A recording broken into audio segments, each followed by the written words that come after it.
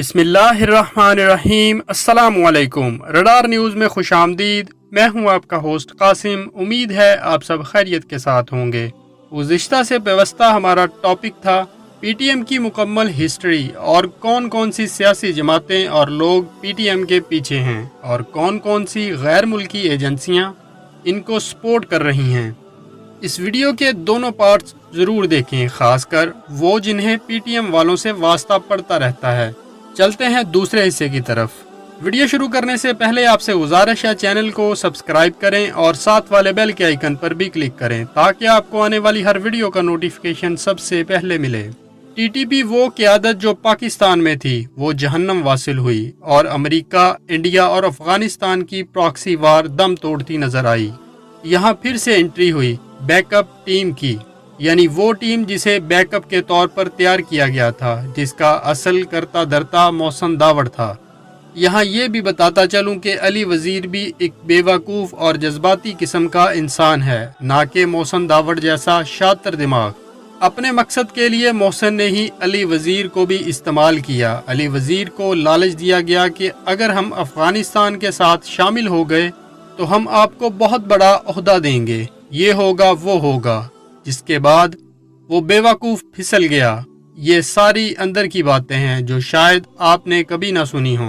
अली वजीर को भी बहला फिसला कर आर्मी के पीछे भौंकने पर लगा दिया गया।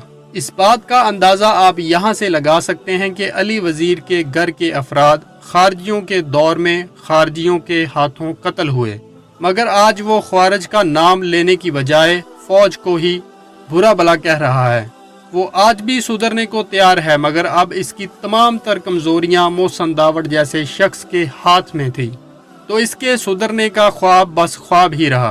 पख्तूनों के लिए सोचने की बात यह है, जब बेकसूर पख्तूनों की बेटियों से जबरदस्ती खारजी शादियां कर रहे थे, जब बेगुनाह पख्तूनों के सरों पर बंदूक रखकर इन्हें ख्वारिज को पनाह देने पर मजबूर किया जाता था, बेबसो लाचार लोगों के घरों को मिनटों में खाक का ढेर बना दिया जाता था, इनकी अमलाक को राख कर दिया जाता था, तो हक था ये पीटीएम तब उठती, तब पख्तूनों के हकूक के लिए लड़ती। मगर इन्हें फसाद चाहिए था, फौज मुखालफ गेम खेलने के लिए, जिसमें पीपी ने अहम किरदार अदा किया।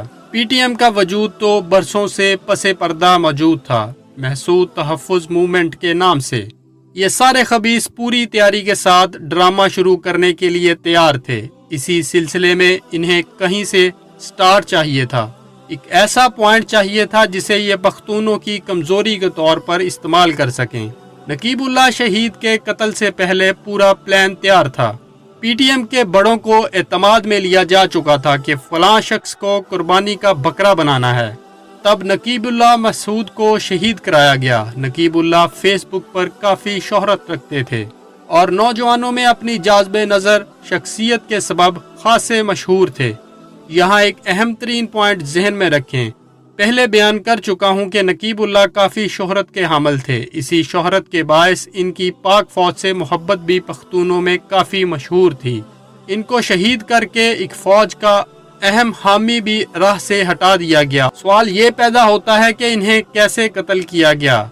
मलबा सारा राव अनवार पर आ गिरता है जो जरदारी का चहेता था। यही जरदारी था जिसके दौरे हुकूमत में एएनपी और पीपी ने ड्रोन हमलों में पख्तूनों का सौदा किया था। इस वक्त यही मोहसिन दावड़ था जो आज वतन अजीज पाकिस्तान का सौदा करने के लिए तैयार बैठा हुआ है। यही घटिया शख्स गुल बुखारी, वकास गुराया जैसे कुत्ते दिन रात पाक फौज से मुतालबा करते रहे कि हर सूरत खारजियों के खिलाफ ऑपरेशन हो। हुकूमत संजीदा नहीं, तुम ऑपरेशन करो और दुश्मनों को भरपूर जवाब दो। आगे बढ़ते हैं। शुरू में जब मैंने कहा था कि नकीबुल्लाह शहीद को कत्ल किया नहीं कराया गया था, तो किसी ने मेरी बात को संजीदा नहीं लिया था। मैंने कहा था कि एएनपी और पीपी के जरिए पीटीएम ने ही नकीबुल्लाह शहीद को कत्ल करवाया, वरना हैरत की बात तो ये थी कि नकीबुल्लाह से पहले वहाँ ढेरों पख्तून कत्ल हुए, किसी ने नहीं पूछा। इसी दिन नकीबुल्लाह के साथ 3 अफराद और भी शहीद हुए, जिनमें गालबन 2 पख्तून थे। ठीक चंद दिन बाद DI खान में नकीबुल्लाह के एक दोस्त को शहीद कर दिया गया। کہا جا رہا تھا کہ نقیب اللہ کا وہ دوست سب جانتا تھا اور نقیب اللہ کے قتل کی سازش کے کچھ اہم شواہد تھے جو اس دوست کے پاس تھے۔ جب نقیب اللہ اور اس کے 7 اور پختونوں کو شہید کیا گیا تو ان کے لیے انصاف کا مطالبہ کیوں نہ کیا گیا، جبکہ کراچی میں MQM کے دور میں پختون بھائی بھی سندھیوں کی طرح MQM کی دہشت گردی کے عتاب میں آئے۔ کبھی ان کے انصاف کے لیے کسی نے آواز کیوں نہ اٹھائی؟ اہم بات یہ کہ آخر ٹارگٹ نقیب اللہ ہی کیوں بنا، جبکہ لوگ اسے جانتے تھے، اور آواز شور شرابہ صرف نقیب اللہ پر ہی کیوں اٹھا؟ اس سے پہلے کیوں نہ یہ تحریک چلی جس نقیب اللہ کے نام پر یہ تحریک شروع کی گئی؟ جب اس کے والد نے منظور پر تھوک دیا تو کیا اس PTM کے پاس کوئی جواز تھا کہ نقیب اللہ پر سیاست کرتے؟ پھر مطالبات کا بہانہ لے کر اس تحریک کو آگے لے جایا گیا، جگہ جگہ جلسے کیے گئے، آرمی نے مذاکرات کے لیے بلایا لیکن انکار کر دیا گیا، چیف جسٹس نے سپریم کورٹ بلایا لیکن نہیں گئے، جسٹس جاوید اقبال نے مسنگ پرسن کی فہرست مانگی لیکن وہ فہرست آج تک نہیں پہنچی۔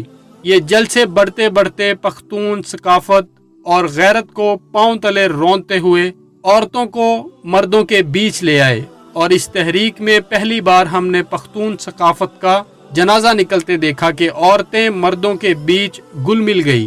یہ تحریک جو نقیب اللہ سے شروع ہوئی تھی ریاست اور فوج مخالف تحریک بن گئی۔ کچھ ہی وقت میں اس تحریک نے عالمی شہرت حاصل کر لی۔ 70 سال سے مسئلہ کشمیر اور 70 سال سے زائد مسئلہ فلسطین کو جو دنیا میں آج تک کسی کو نظر نہیں آیا، لیکن ایک نقیب اللہ کے لیے وہ سارے ملک جن میں اسرائیل، انڈیا، افغانستان، امریکہ شامل ہو گئے۔ اسرائیل اور امریکہ کے گٹھ جوڑ میں لاکھوں پختون افغانستان میں اور ہزاروں وزیرستان میں ڈرون حملوں میں مارے گئے۔ وہی انڈیا نقیب اللہ کو انصاف دلانے کے لیے میدان میں آ گیا جو پچھلے 70 سال سے 1 لاکھ سے زائد کشمیریوں کو شہید کر چکا ہے اور لاتعداد بہنوں بیٹیوں کی عزتیں تار تار کر چکا ہے۔ یہاں تک کہ انڈین آرمی کے میجرز بھی اور انڈین چینل بھی PTM اور منظور کی کھلم کھلا حمایت کرتے نظر آتے ہیں۔ آخر کیسے اور کیوں؟ یہ انڈیا تھا جس نے TTP کے ذریعے پاکستان میں دھماکے کروائے اور آرمی پبلک سکول کے بچوں کو شہید کرایا۔ وہ کیسے ایک نقیب اللہ کے لیے نرم گوشہ رکھنے لگے؟ کچھ عرصہ بعد اس تحریک کے نعرے مطالبات سے نکل کر ریاست دشمنی پر آ گئے۔ کبھی پاک آرمی مرد آباد، کبھی پاکستان کا جھنڈا لیے مظاہرین کو جلسوں سے نکالا جانے لگا۔ اس دوران وہ سارے جو دین فروش، ملک فروش، سارے منظور کے ساتھ ہو گئے۔ وہ لوگ جو کل فوج سے آپریشن کا مطالبہ کر رہے تھے آج وہ منظور کے ساتھ ہیں۔ اس سے بڑی منافقت اور کیا ہوگی کہ آج منظور کے منظور نظر ہیں جو بقول ان کے چور، ڈاکو اور پشتون دشمن فوج کے ساتھ تھے۔ جس آپریشن کو آج منظور رو رہا ہے یہ وہی لوگ تھے جو اسی آپریشن کے حامی تھے۔ پاکستان کا سب سے بڑا معاشی مرکز کراچی، جس میں الطاف حسین جیسے غدار کے ہاتھوں اہل کراچی کے علاوہ کثیر تعداد میں سینکڑوں پختون بھی MQM کی دہشت گردی کی نظر ہوئے، لیکن وہی برطانیہ میں بیٹھا ہوا آج منظور اور پختونوں کا ہمدرد بنا بیٹھا ہے۔ آخر کیوں؟ حسین حقانی جیسا مادر فروش جسے آج CIA استعمال کر رہی ہے، یہی وزیرستان میں پختونوں کے امریکی ڈرونز میں قتل کا سب سے بڑا مجرم تھا۔ وہ شخص جو امریکہ میں بیٹھ کر کہتا رہا کہ امریکہ پاکستان پر حملہ کر دے، کیا وہ شخص ملک کا وفادار ہو سکتا ہے؟ اگر ایسا شخص آج منظور کی حمایت کر رہا ہے تو کس بنیاد پر؟ ہم نے پہلے کہا کہ کراچی پاکستان کا اہم ترین تجارتی مرکز ہے اور پختونوں کی ایک بڑی تعداد کراچی میں رہائش پذیر ہے۔ PTM نے کراچی میں جلسے کا اعلان 15 دن پہلے کر کے اپنی مہم کا آغاز کر دیا۔ ان کا خیال تھا کہ ہمارے کہنے پر ایک بہت بڑی تعداد میں پختون لبیک کہتے ہوئے ریاست کے خلاف اٹھ کھڑے ہوں گے، مگر مسلسل ناکامی اور کارنر میٹنگز میں کوئی کامیابی نہ ملنے اور پختونوں کی جانب سے مسلسل نظر انداز کیے جانے کے بعد جلسے کی معطلی تک بات آن پہنچی۔ پھر ایک پختون کی لاش چاہیے تھی جس کو بنیاد بنا کر سیاست کی جاتی اور لاش مل گئی۔ جلسہ سے کچھ دیر قبل ایک پختون پھل فروش کو مروا دیا گیا اور اس کی لاش کو سامنے رکھ کر پختونوں کو जलसे के लिए बहलाया फिसलाया गया कि देखो एक और गरीब पख्तून मारा गया, हालांकि इनसे पूछा जाता कि तुम शैतानों में ही कोई क्यों नहीं मुर्दार हुआ, हर बार बेगुनाह ही क्यों निशाना बने। उम्मीद है आपको ये दोनों पार्ट्स पसंद आए होंगे। कमेंट सेक्शन में अपनी कीमती राय का इजहार ज़रूर कीजिएगा। आपसे गुजारिश है इस्लाम और पाकिस्तान की सरबुलंदी के लिए चैनल को सब्सक्राइब करें और ज़्यादा से ज़्यादा शेयर करें ताकि हम मिलकर मुल्क दुश्मनों का चेहरा बेनकाब करते रहें। रडार न्यूज़ और एनालाइज टीम ऑफ पाकिस्तान के लिए खुसूसी दुआओं की गुजारिश है। Thanks for watching radar news. अफवाज पाकिस्तान पाइंदाबाद पाकिस्तान।